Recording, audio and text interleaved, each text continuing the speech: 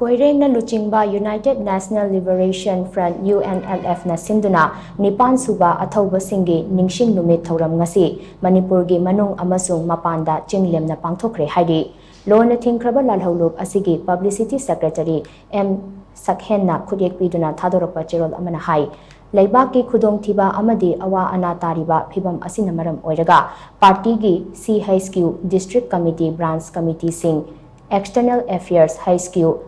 Laksha External Affairs amadi lalholup asigi lanmi sanglop MPA gi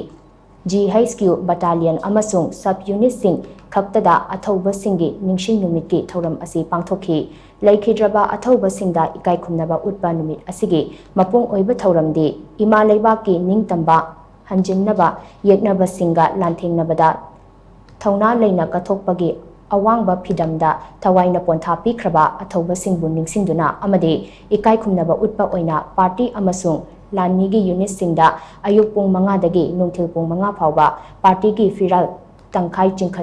chingthaduna thamba minute ani tumina leptuna Athouba Shinggi maphamda ikai khumnaba utpa Athouba Shinggi khubamda haikat lekat tamba ningsing thouramga mari leinaba warol pathokpa amadi Luchingba singna wangangba asina chingbana oikhi haina cherol asina makhatari